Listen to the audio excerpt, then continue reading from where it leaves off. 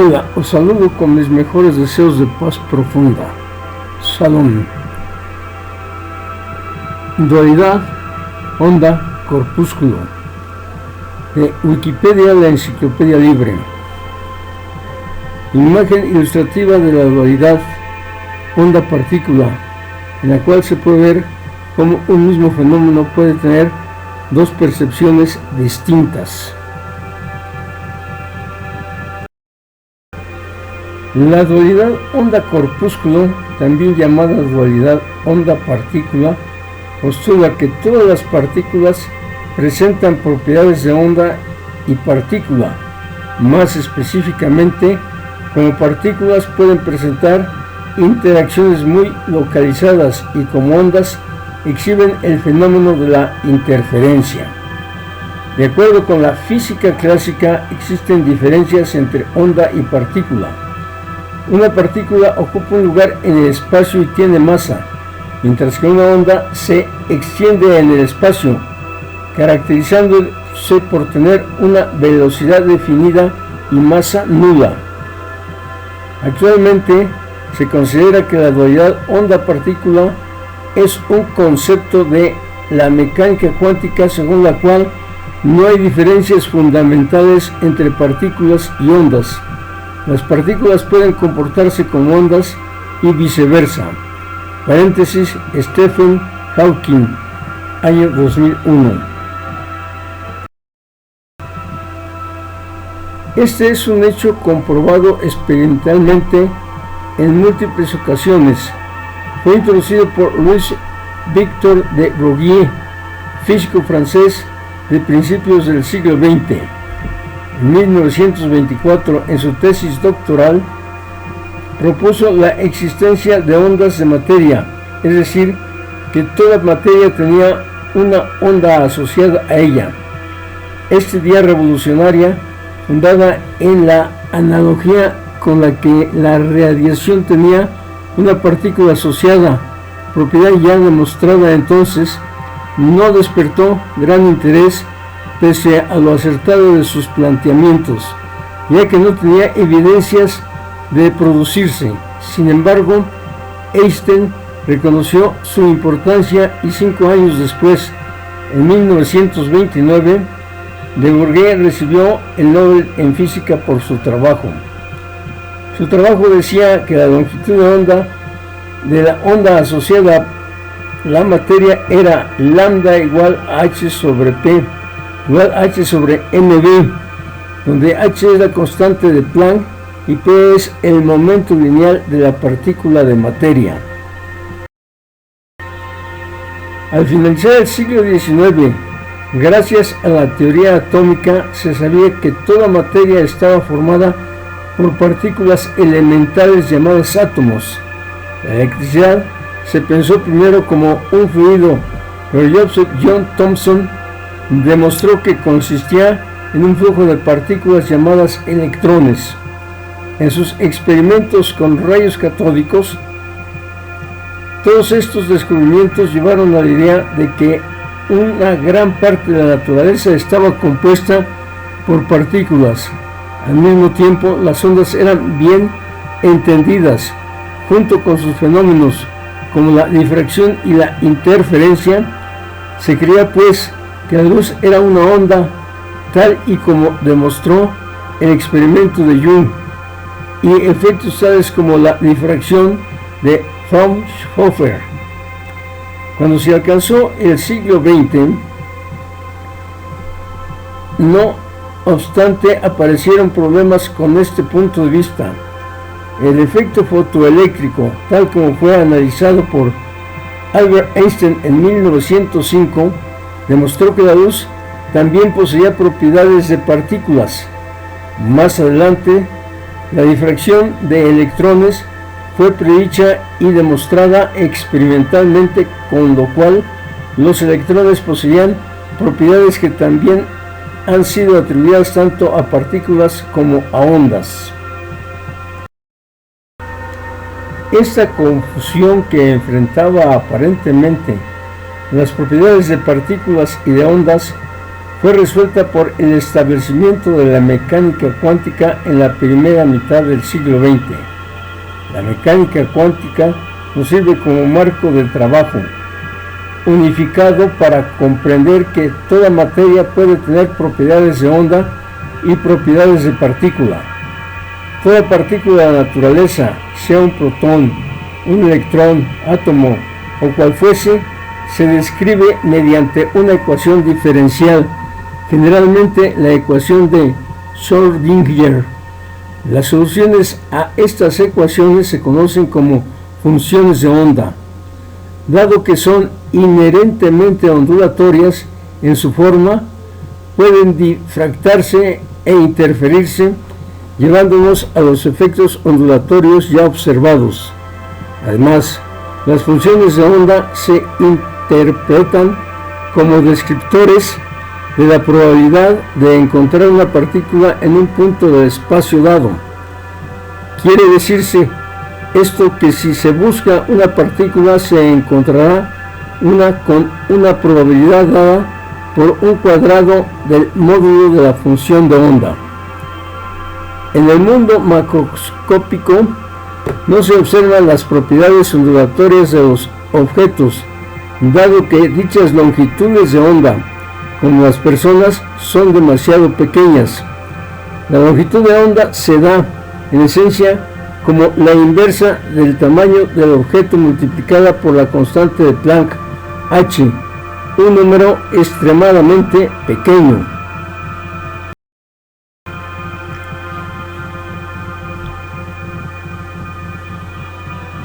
Huygens y Newton.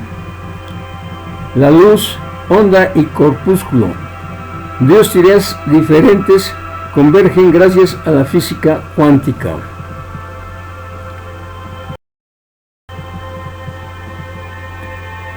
Las primeras teorías comprensibles de la luz fueron expuestas por Christian Huygens, quien propuso una teoría ondulatoria de la misma y en particular demostrando que cada punto de un frente de onda que avanza es de hecho el centro de una nueva perturbación y la fuente de un nuevo tren de ondas. Sin embargo, su teoría tenía debilidades en otros puntos y fue pronto ensombrecida por la teoría corpuscular de Isaac Newton. Aunque previamente Sir Isaac Newton había discutido este prolegómeno vanguardista con Pierre Fermat, otro reconocido físico de la óptica en el siglo XVII, el objetivo de la difracción de la luz no se hizo patente hasta la célebre reunión que tuvieron con el genial Karl Kosmich, creador del principio de primalidad y su máxima de secuencialidad, realizada en la campiña de Waldshorste durante la gran epidemia de peste de 1665. Apoyado en las premisas de sus contemporáneos, Newton propone que la luz es formada por pequeñas partículas, con las cuales se explica fácilmente el fenómeno de la reflexión. Con un poco más de dificultad, pudo explicar también la refracción a través de lentes y la separación de la luz solar en colores mediante un prisma. Debido a la enorme estatura intelectual de Newton, su teoría fue la dominante por un periodo de un siglo aproximadamente, mientras que la teoría de Huygens fue olvidada. Con el descubrimiento de la difracción en el siglo XIX, sin embargo, la teoría ondulatoria fue recuperada y durante el siglo XX el debate entre ambas sobrevivió durante un largo tiempo. Fresnel, Maxwell y Young. A comienzos del siglo XIX, con el experimento de doble rendija, Young y Fresnel certificaron científicamente las teorías de Huygens. El experimento demostró que la luz, cuando atraviesa una rendija, muestra un patrón característico de interferencias similar al de las ondas producidas en el agua. La longitud de onda puede ser calculada mediante dichos patrones. Maxwell, a finales del mismo siglo, explicó la luz como la propagación de una onda electromagnética mediante las ecuaciones de Maxwell. Tales ecuaciones, ampliamente demostradas mediante la experiencia, hicieron que Junges fuese de nuevo aceptado. Planck, Einstein y los fotones. Efecto fotoeléctrico. La luz arranca electrones de la placa. En 1905, Einstein logró una notable explicación del efecto fotoeléctrico, un experimento hasta entonces preocupante que la teoría ondulatoria era incapaz de explicar. Lo hizo postulando la existencia de fotones, cuantos de luz con propiedades de partícula.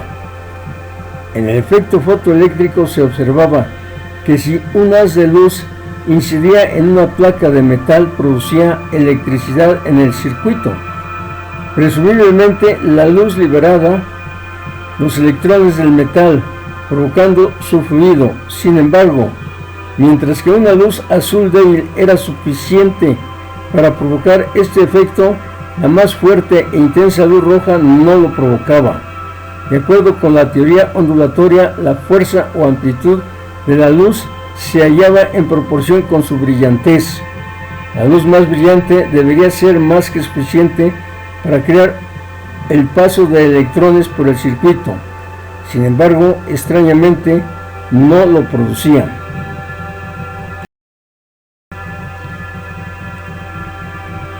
Observen el circuito de la figura.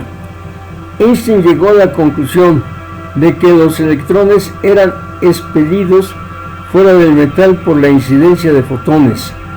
Cada fotón individual acarreaba una cantidad de energía E que se encontraba relacionada con la frecuencia de la luz mediante la siguiente ecuación: E igual a hb, donde h es la constante de Planck, cuyo valor es 6.626 por 10 a la menos 34 joule segundo.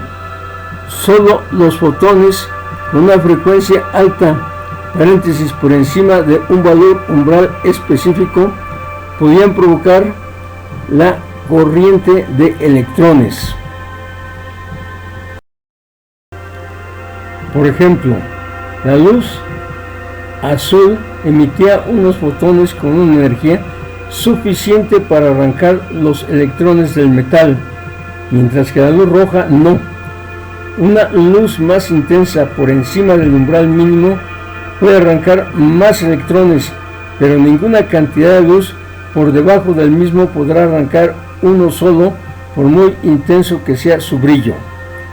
Einstein ganó el Premio Nobel de Física en 1921 por su teoría del efecto fotoeléctrico, de Broglie y las ondas de materia. Artículo principal: ondas de materia. En 1924, el físico francés Louis Victor de Broglie, paréntesis 1892-1987, formuló una hipótesis en la que afirmaba que toda la materia presenta características tanto ondulatorias como corpusculares, comportándose de uno u otro modo dependiendo del experimento específico.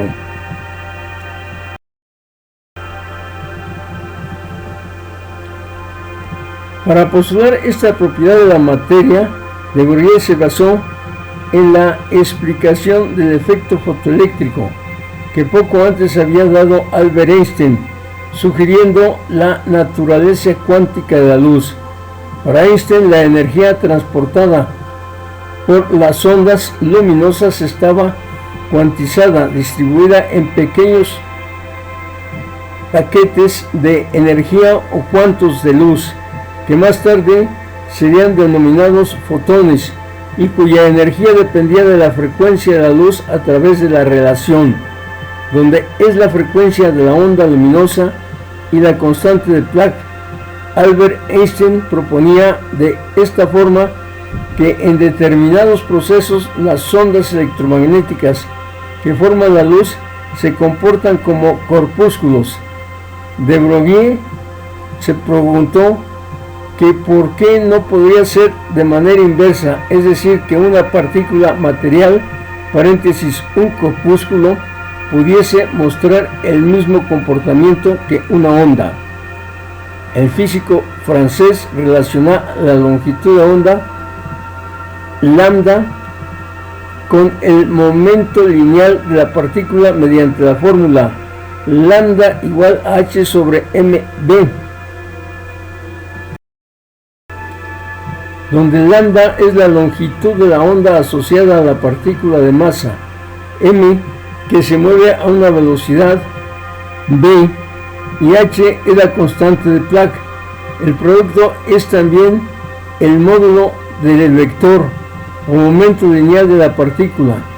Viendo la fórmula se aprecia fácilmente que a medida que la masa del cuerpo o su velocidad aumenta, disminuye considerablemente la longitud de onda.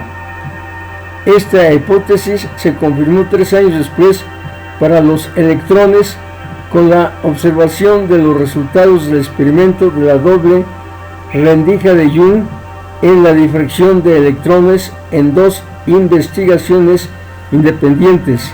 En la Universidad de Amber, George Paget Thompson pasó un haz de electrones a través de una delgada placa de metal y observó los diferentes esquemas predichos.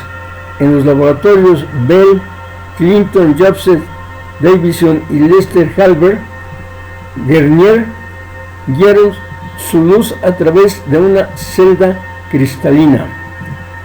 La ecuación de Broglie se puede aplicar a toda la materia.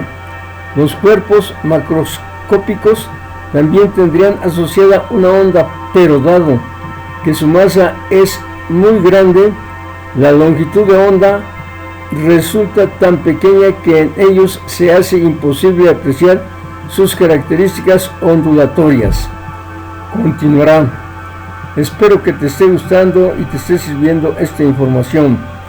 Da clic en me gusta, suscríbete al canal y comparte. Activa la campana de notificaciones para que sigas recibiendo estos videos de invitación al conocimiento. Que la luz, la vida y el amor sea con vosotros y hasta nuestro próximo encuentro. Dios te guarde en la palma de su mano. Namaste.